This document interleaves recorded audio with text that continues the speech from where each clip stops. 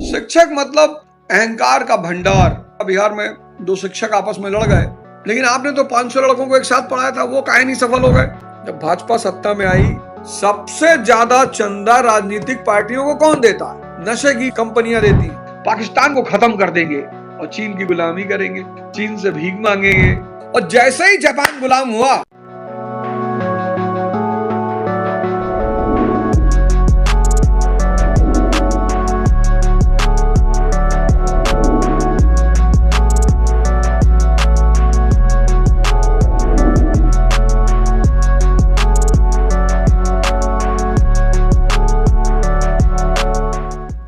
पढ़ाई व्यक्ति को अहंकार देती ही देती है।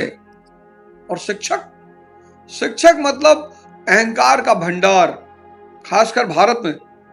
शिक्षक मतलब अहंकार का भंडार, खासकर भारत में। शिक्षकों के अंदर जितना अहंकार होता है, इसीलिए मैंने देखा, अभी आपने रिसेंटली देखा बिहार में दो शिक्षक आपस में लड़ गए। ये तो लड़ाई बाहर निकल आई।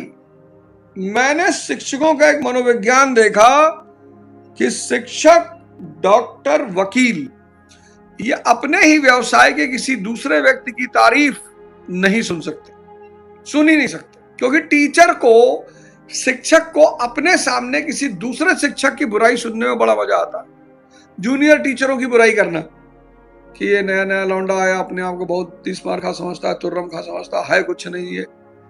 अचीवमेंट लेने का तो इतना शौक है, इतना शौक है। आज ये जितनी भी कोचिंग अचीवमेंट के लिए चिल्लाती हैं, मैंने ये कहा, ये टॉपर मेरा, कोई किसी का टॉपर नहीं। ये बात आप मान के चलिएगा, कोई किसी का टॉपर नहीं। जो लड़के टॉप करते हैं वो सब अपनी बदौलत टॉप करते हैं। हाँ, किसी संस्थान में पढ़ा है वो एक अलग बात है, लेकिन आपने तो 500 लड़कों को एक साथ पढ़ाया था, वो काहे नहीं सफल हो गए?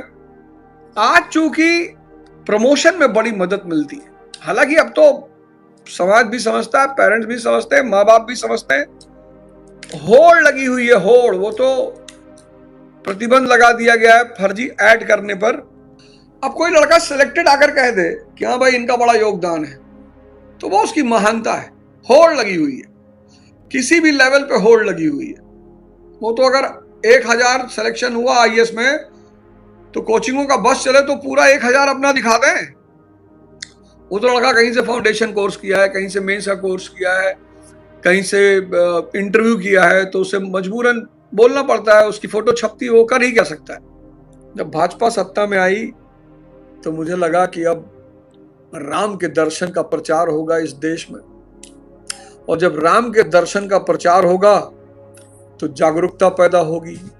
घर घर से राम निकलने लगेंगे, जागरूक लोग निकलने लगेंगे, समाज सुंदर होता चला जाएगा।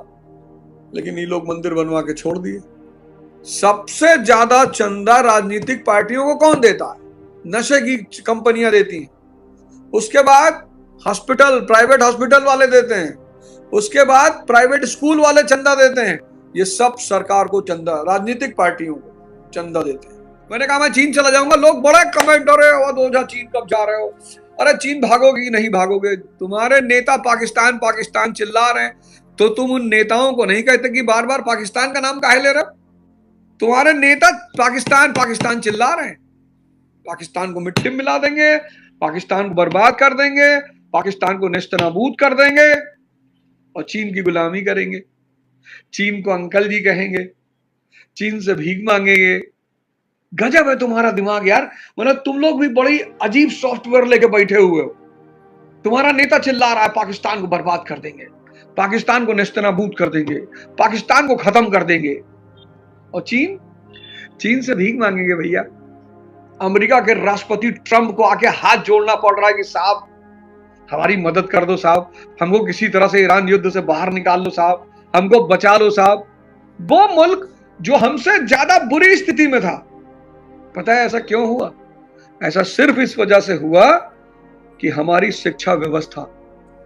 1853 में जापान गुलाम हो गया, 1853 में। और जैसे ही जापान गुलाम हुआ, वहां का एक समुराई था, यमगाता नाम है, यमगाता। उसके नेतृत्व में एक डेलीगेशन भेजा गया पश्चिम, तुरंत 1853 में ही। 1853 में जापान गुलाम हुआ। 1853 में जापानियों ने यमगाता के नेतृत्व में एक डेलीगेशन भेजा पश्चिम कि जाओ पता करके आओ हम क्यों हारे। सोचो कितनी जागरूक कौम है। जाओ पता करके आओ हम क्यों हारे। 14 साल वो डेलीगेशन पश्चिम में घूमता रहा, 14 साल पेरिस की सड़कों पर, लंदन की सड़कों पर, बर्लिन की सड़कों पर, न्यूयॉर्क की सड़कों पर। और 14 साल बाद जब वो डेलीगेशन जापान लौट कर आया तो उसने कहा कि अगर हमारी वीडियो अच्छी लगी हो तो लाइक करें, शेयर करें और हमारे चैनल को सब्सक्राइब करें। अस्सलाम वालेकुम।